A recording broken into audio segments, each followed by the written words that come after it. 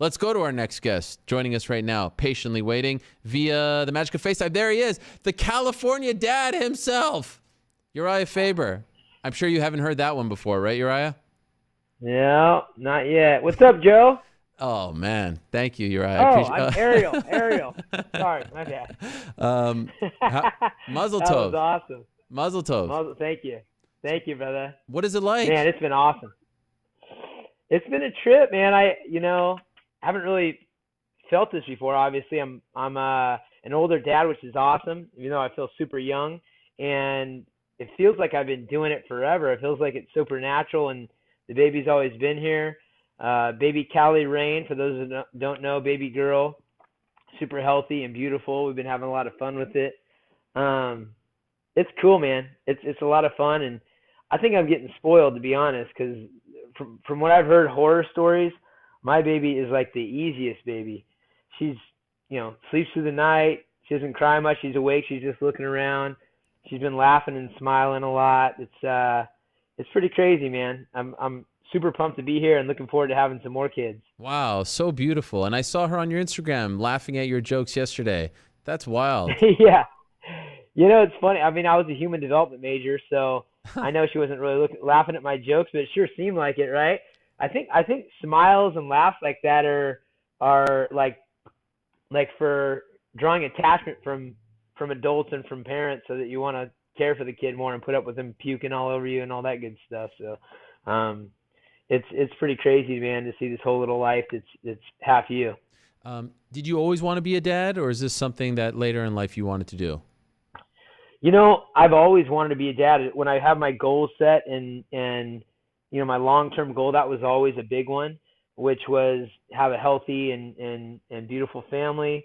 And just that's part of the reason why I retired in the first place, was there were some things that I knew I would not be able to do, because I just know myself. I'm an all-in kind of person, that I knew I would not be able to do unless I stopped the grind, traveling all over the world and focusing on myself, finding the right girl and having, the intention of starting a family on top of some other things.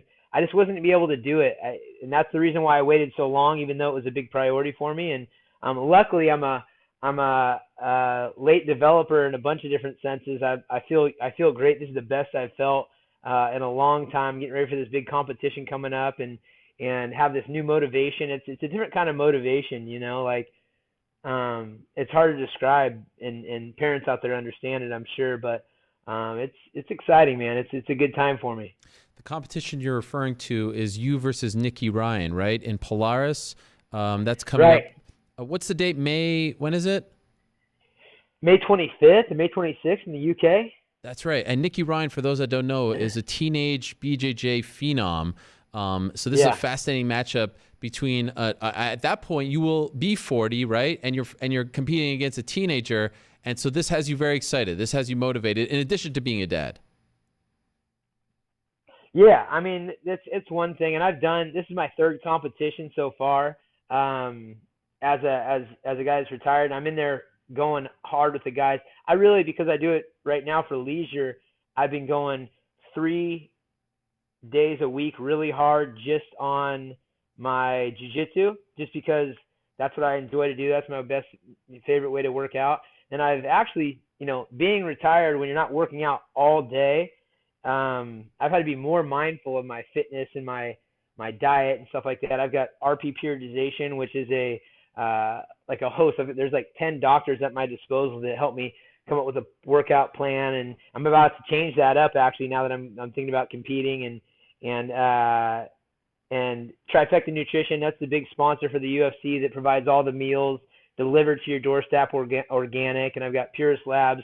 So I've been tinkering with all that stuff, and I actually feel amazing on top of being a lot heavier than I was during my fight career. Not that much heavier. I think I got up to 165 at one point, which is big for me, and now I'm probably back down to 158, 160. But it's been a trip, man. It's a whole different mentality. Wait a second. You said something there, and then you sort of glossed over it. You said you might have to change that up now that you're thinking about competing. What do you mean, thinking about competing? Competing where? Oh, well, first off, I am for sure competing in Polaris. Right. That's the grappling match. But I've been teetering with, and it started back last year. I got offered 2 fights by the UFC. Shelby called me, and I don't like to half-ass things. I don't like to be 1 foot in, 1 foot out. And so I got offered 2 fights. One was on 3 weeks' notice to fight in China against Cub Swanson at 145, and then another one to be the guy that steps in against Korean Zombie on 2 weeks' notice. And for me, I was just so tempted to hop in there because I've been feeling great in practice. I actually feel the rest has been like a rejuvenating rest. I feel like my body feels amazing. My head feels clear. But I don't like to be doing things on a whim. So I have actually been thinking about stepping back in there.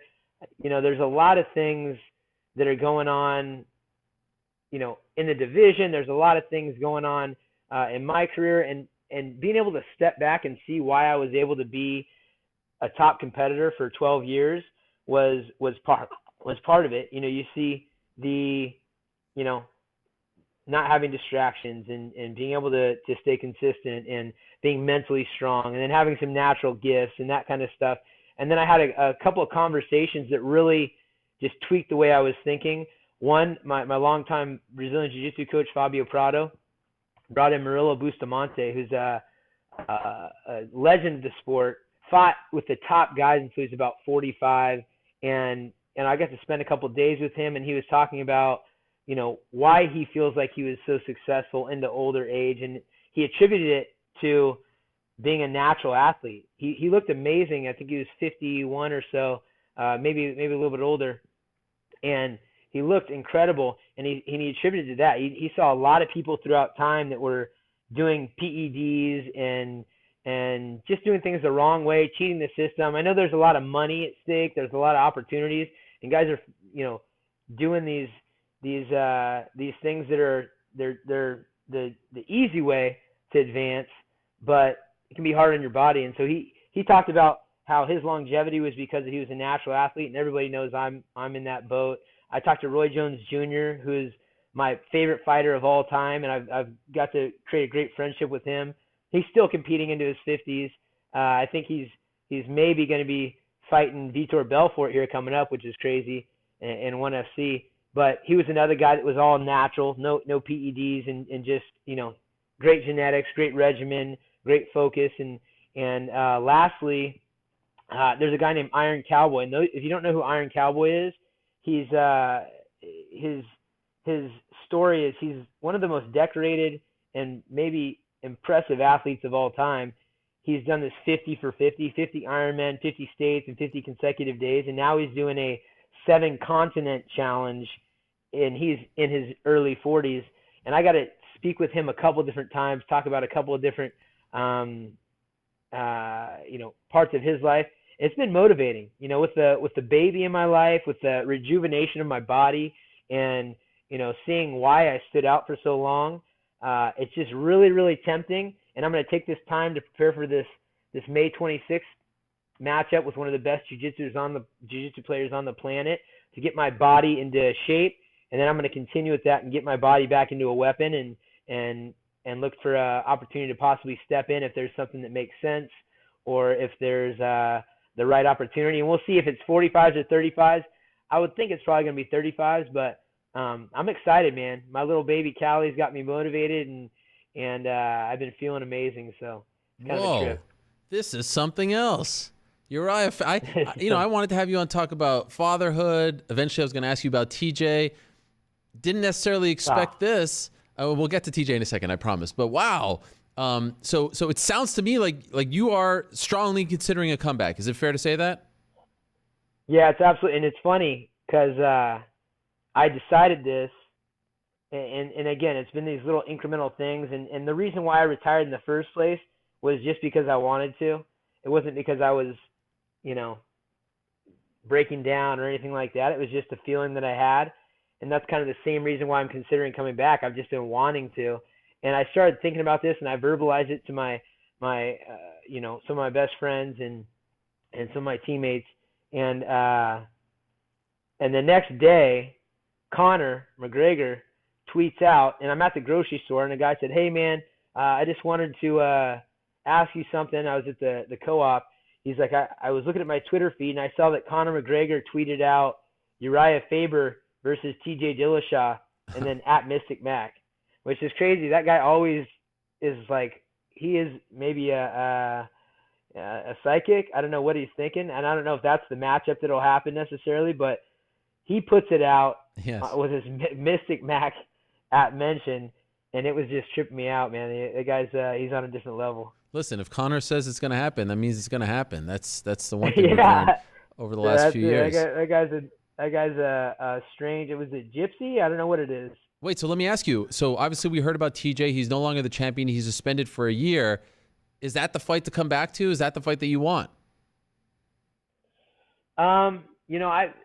It's not necessarily like the fight that I was considering, and I didn't know that he was going to be suspended when I started thinking about this. Obviously, right. Those are the fights that matter. Part of the reason that I was also skeptical about continuing to compete is because I've heard a lot about what the guys that are cheating are doing.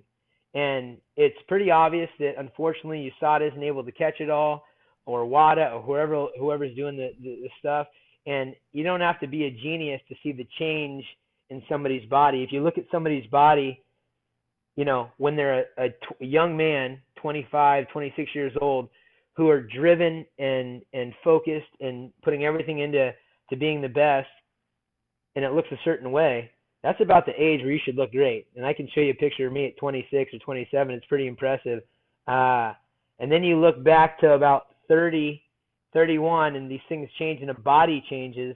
And then you start hearing, as TJ left our camp, it was like slowly people would tell me different things that were happening. It's never been my place to like say, blow someone out of the water or be a rat or anything like that. I was just shocked because I don't know how these athletes are doing what they're doing. And I understand, there's a lot at stake, a lot of money at stake. There's a lot of fame and fortune. You can gain a lot, but there's long-term health effects. That's one. It's not fair. That's two. And number three, it's just, it's not something you can be proud of. And at the end of the day, I've always been able to hold my head high and know the way I have accomplished my career, and look back and see the way I approach things, and know that I was a clean athlete, and know that I preached to be a clean athlete, and I know that my team and everybody that knows me understands it. And it sucks to see people that are cheating the system, but it also sucks to see them reaping huge benefits because of it when you're not the one doing it. So I don't know. I know you're going to ask me about TJ. I don't know what he actually got busted for. I don't check on those details and whatnot. Do you have any insight on that? No, we don't know. They haven't announced it yet. He didn't announce it. All we know, at least as of right now, that he is suspended a year by New York. We don't know if USADA is going to suspend him as well, and that he was fined $10,000, and of course that he gave up the title. Could I ask, were you surprised when you heard that something tested positive? Like, we don't know what it was. We don't know if it was a diuretic, a steroid, but were you surprised when you heard about this? I've been surprised for 6 years that nothing's been found. For TJ in particular, or in general? With TJ, I would say. Okay. Other people in particular. So I don't know. I would like to hear what they actually caught him on. I doubt it's anything that I've heard of that people have accused of or anything. There's this kid in the gym. I don't know if TJ did him wrong or the friendship was out, and he's kind of a strange cat. He's a cyclist kid, like Logan Louder or something like that. And he tried to tell me a bunch of stuff. Him and TJ were real tight, and TJ had brought him in the gym, and I just stopped him, and I just said, "Look, bro, I'm not interested.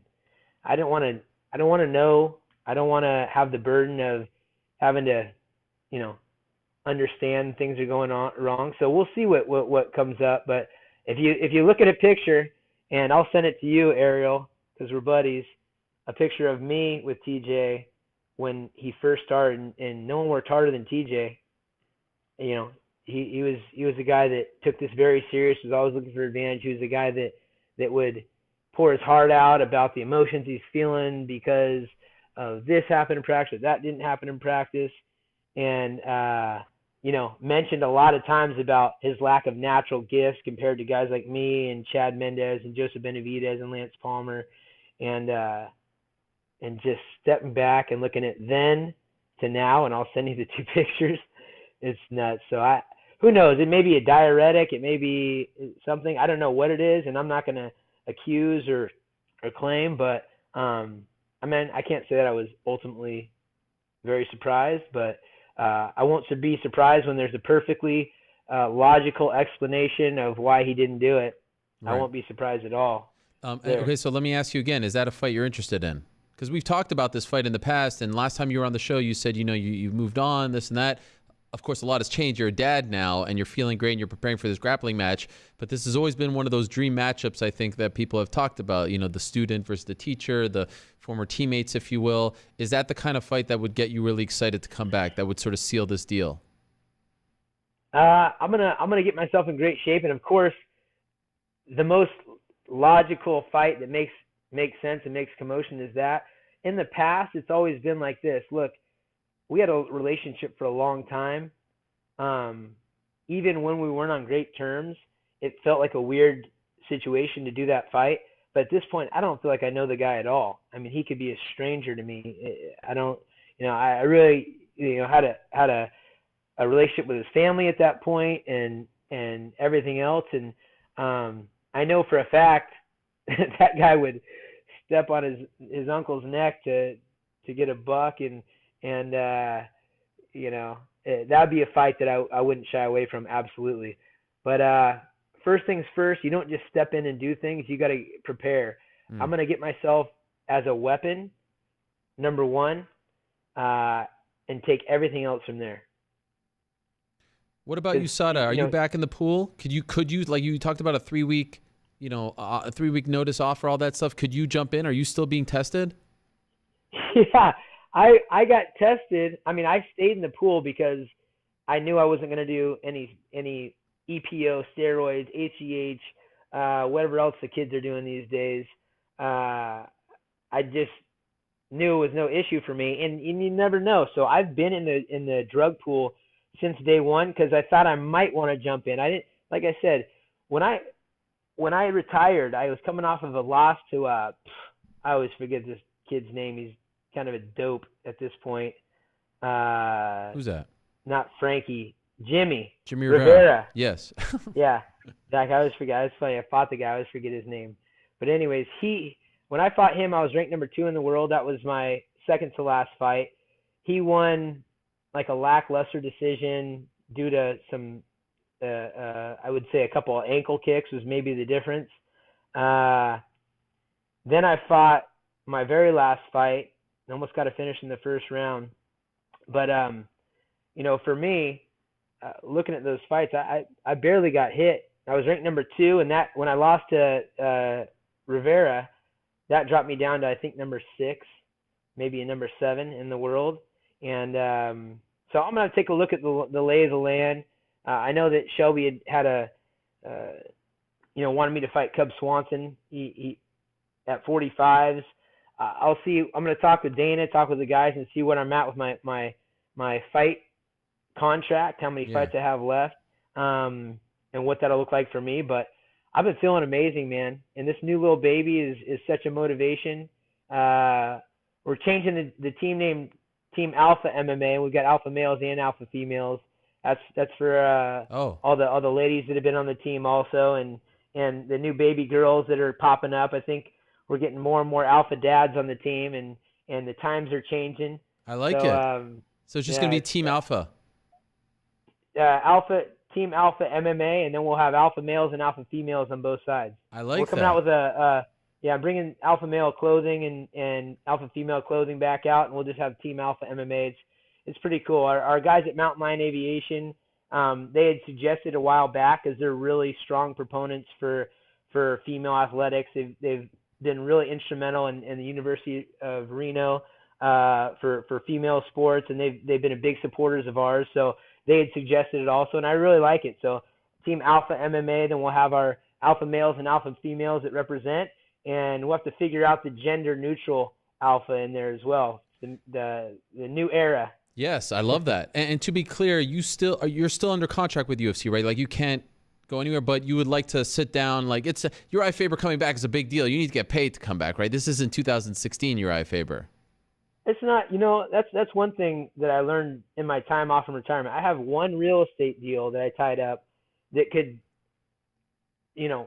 make more than my entire career from 2011 to 2017 or 16 with just one real estate deal. Now, of course, that's not cash in your pocket. That's growing your wealth.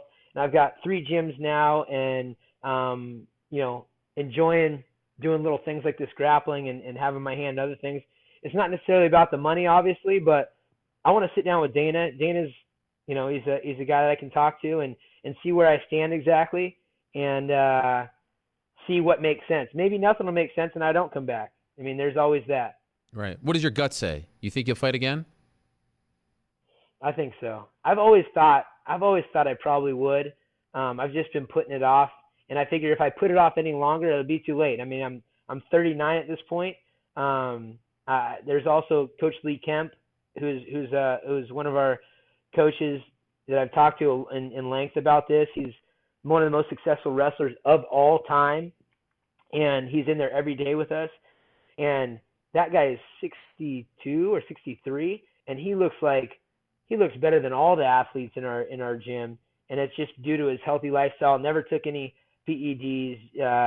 Has been a guy that's just focused on health and nutrition. And he said, "Hey, look, man, if you're even thinking about it remotely, you got to go now. You got to go now." And then he said, "I would do it, absolutely." Wow. I would do it, absolutely. You're giving me chills. Joe,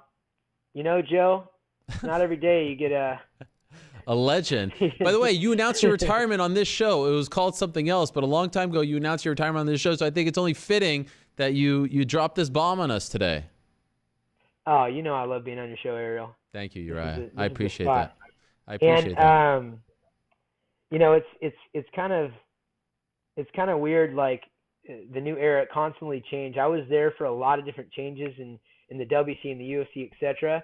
And there is a little FOMO out there, a little fear of missing out with the new ESPN relationship. I love the fact that the sport continues to grow, and we've got William Morris Endeavor behind it. Now we've got ESPN, and things are getting bigger and bigger and bigger. So there is a little bit of FOMO out there, and it's tempting. It's very tempting to get in and get a little piece of the action. Well, this is huge. My mom is already texting me. She's all fired up. Everyone's all fired up talking about this.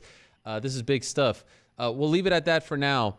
Urijah, congratulations on becoming a dad. I know you're going to be a great dad. Congratulations to you and your partner, your whole family. I hope your dad's watching this live right now. Maybe you broke the news to him as well. This is huge. Congratulations on everything. Good luck in May against Niki Ryan. We'll be watching that on UFC Fight Pass. And when you've signed that date to fight TJ Dillashaw, student versus teacher, once and for all, please do come back and tell us about it, okay? Oh, yeah. We just tuned into we'll be doing our Cali cast, so you can check that out. Okay, fair enough. Thank you, Urijah. I still got to get you on, by the way. We've been lacking on that. We got to anytime, anything for you. I appreciate it. All right, brother. Have a good one. Okay, same to you. Wow, Urijah Faber. Sounds like he's coming back. Who saw that coming? Fatherhood will change you. That's huge.